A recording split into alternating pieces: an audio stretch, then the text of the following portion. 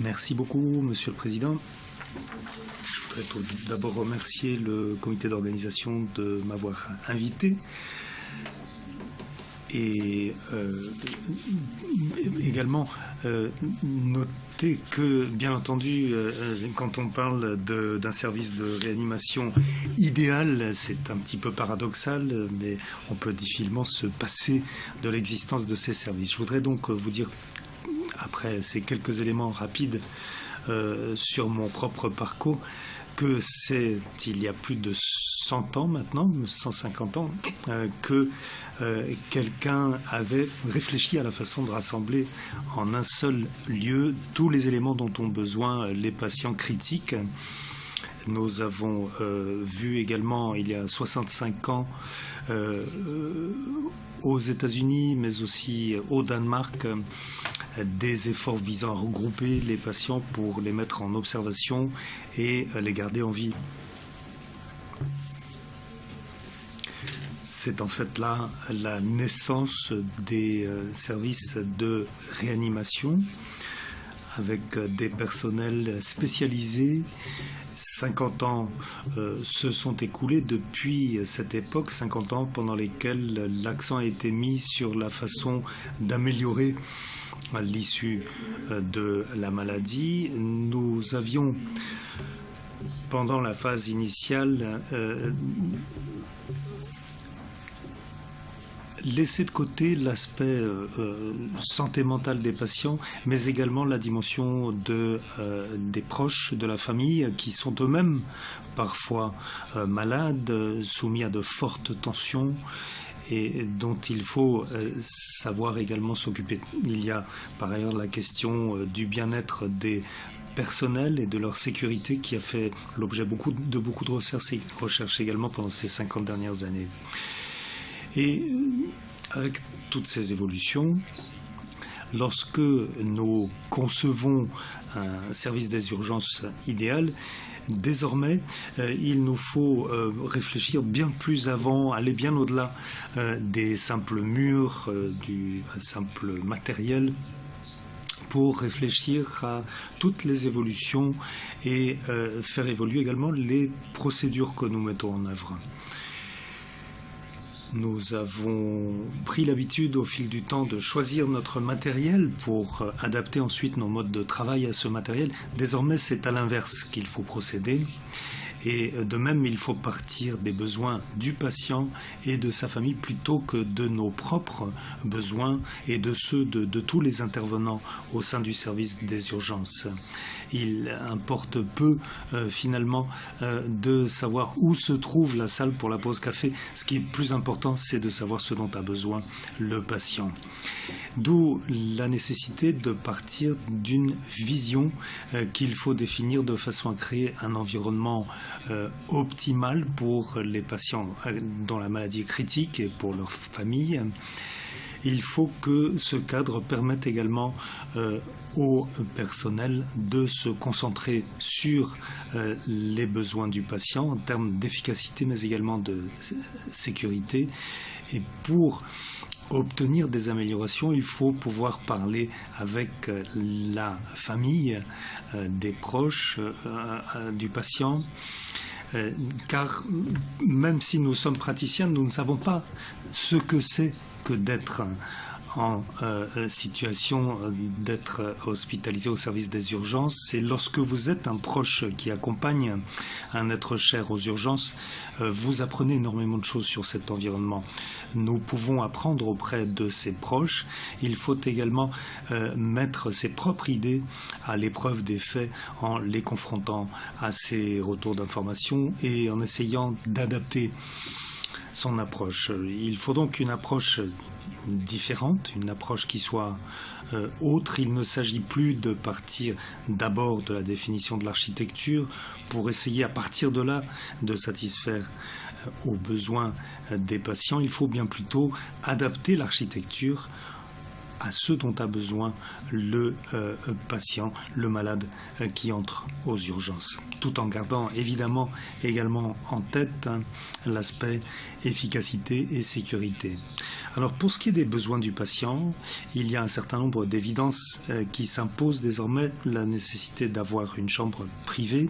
Par le passé, on visait en premier lieu à sauver la vie du patient. On regroupait souvent les malades dans une salle commune à 6 ou à 10, mais désormais il s'agit de veiller à ce que chaque patient soit dans une chambre individuelle au calme, essayer de lutter contre l'infection, même si on ne peut pas résoudre ces problèmes simplement par le recours à des chambres individuelles. Il faut également essayer d'éliminer les erreurs dans l'administration des médicaments. Il faut tirer parti du fait que ce cadre de la chambre individuelle permet à la famille d'apporter un soutien beaucoup plus efficace et de parler beaucoup plus librement avec le patient que si elle se trouvait dans un même espace avec d'autres patients, d'autres familles, et améliore également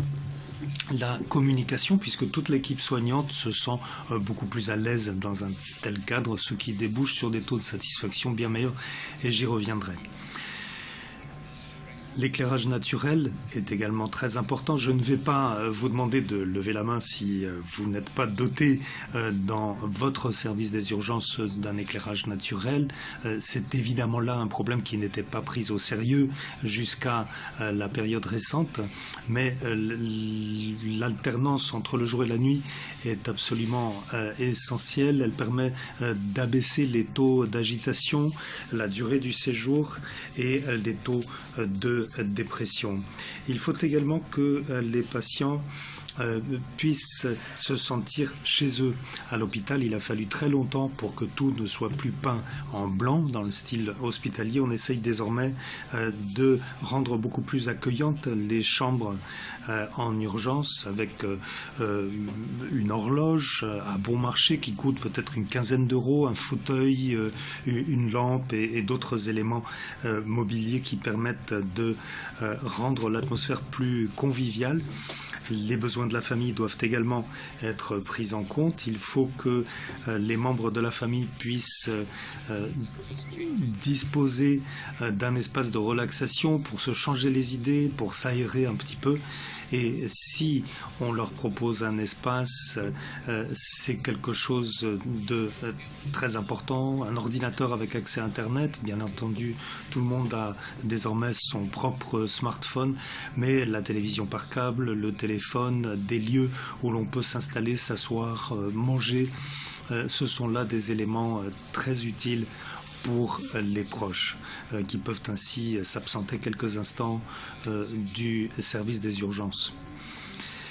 Il faut également que chaque chambre soit numérotée très clairement pour que chacun puisse s'orienter facilement. Nous l'avons constaté en visitant d'autres établissements hospitaliers. Lorsque l'on pose de but en blanc la question à un infirmier ou à une infirmière, dans quel numéro de chambre sommes-nous? Ils ne connaissent pas toujours la réponse.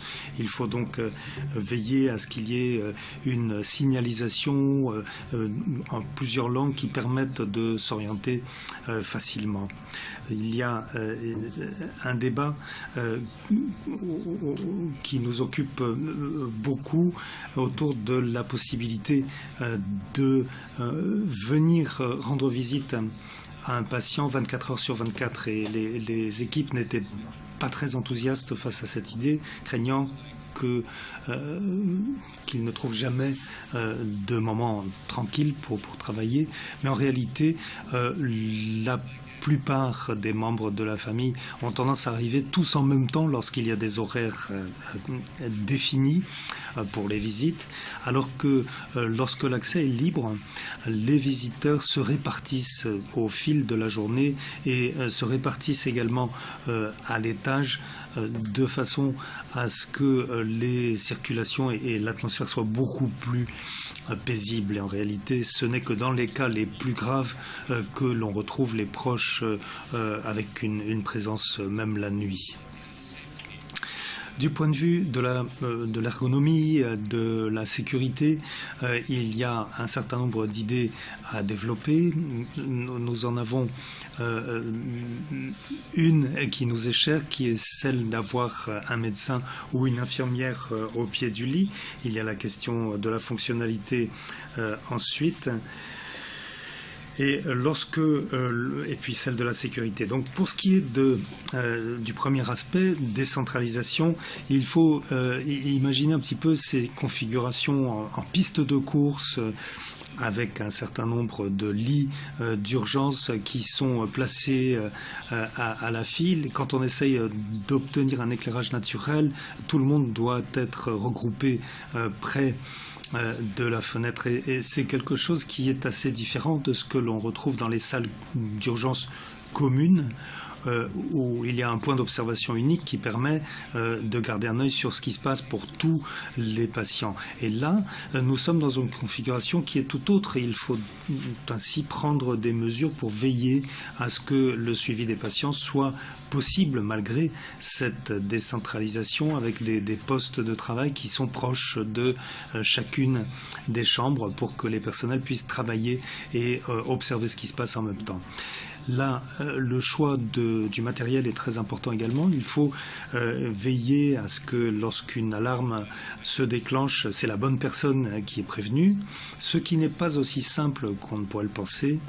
La meilleure solution est de garder les portes fermées, ce qui permet de profiter d'un environnement plus calme.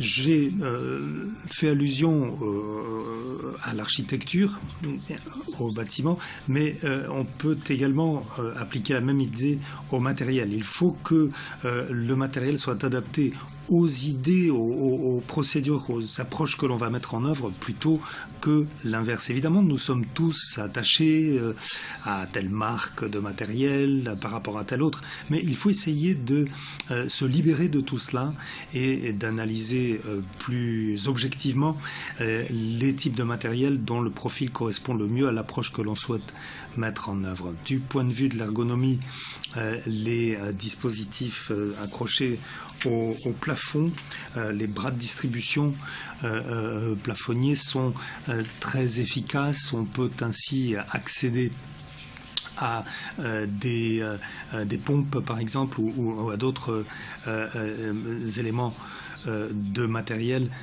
très facilement. Il y a différents aspects liés à la sécurité, des alarmes patients qui sont très compliquées.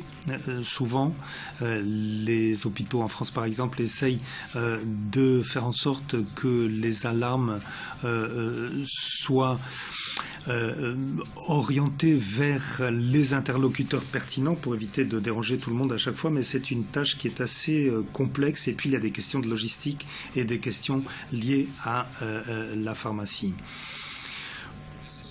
Plutôt que d'obliger les personnels à faire des allers-retours incessants à mesure que les besoins se font sentir, il vaut mieux livrer une fois toutes les 24 heures tout ce qui est nécessaire. On peut satisfaire les besoins à 95% environ si on maîtrise bien les méthodes de préparation des livraisons. Pour éviter les événements adverses ou les erreurs dans l'administration ou la distribution des médicaments, on peut installer une pharmacie annexe au sein des urgences. Nous avons, parmi les nombreuses approches que l'on peut imaginer, des seringues qui sont préparées à raison de 80% environ par les services pharmaceutiques de l'hôpital, et cela permet de faire en sorte que les personnels aient plus de disponibilité pour faire toutes les vérifications nécessaires. Il y a des systèmes de distribution automatisés de produits pharmaceutiques. Il y a cette dimension informatique à laquelle nous avions répugné à que nous avions répugné à adopter au départ. Nous souhaitions plutôt qu'il y ait une dimension humaine et que l'on évite de créer un système informatique qui fonctionne pour l'ensemble de l'hôpital. On peut imaginer des interactions par exemple entre carbosalate et héparine ou toute autre combinaison de produits qui ne seraient pas prises en compte et il est important de veiller à ce que les services des urgences et leurs besoins propres soient bien pris en compte de façon contextuelle lorsqu'on déploie des systèmes informatiques comme nous l'avons fait par la suite.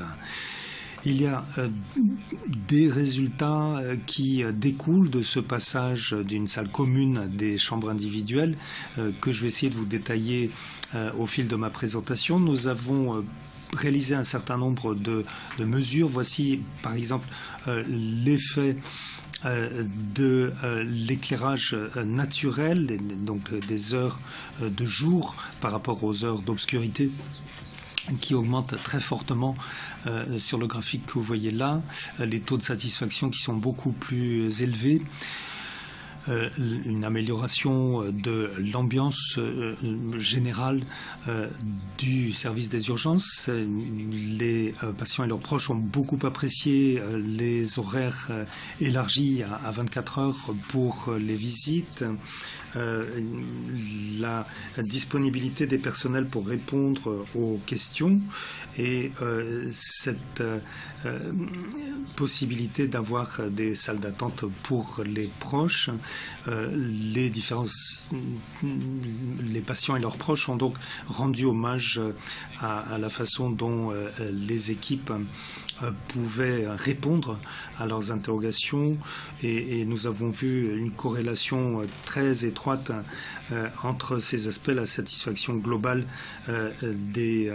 aussi bien des proches que des patients qui se sont avérés beaucoup plus satisfaits de façon globale, mais également par rapport aux soins prodigués, à la prise de décision. Et cela vaut donc pour les proches comme pour les patients. Il y a également ce problème du délire qui est souvent une préoccupation au sein des services d'urgence. Même si les délires continuent de poser problème, ils durent beaucoup moins longtemps dans ce nouvel environnement. Je dirais en guise de conclusion que l'organisation doit absolument être fondée sur les besoins du patient et de la famille. C'est là une obligation absolue. Il faut mettre au point des concepts qui débouchent sur la conception de l'architecture et le choix des matériels, plutôt que de procéder à l'inverse. Les matériels, les équipements, le bâtiment doivent être conçus de façon à partir d'idées qui ne seront pas passer de mode, contrairement au matériel et aux installations physiques. Et il est essentiel de mettre l'accent sur ces approches fondées sur la chambre individuelle, l'éclairage naturel, des couleurs harmonieuses dans l'environnement des patients et sur un cadre accueillant pour les familles. Nous aurons au mois de juin une conférence régionale à Dublin au cœur du problème, les poumons. Je vous y convie chaleureusement et nous aurons également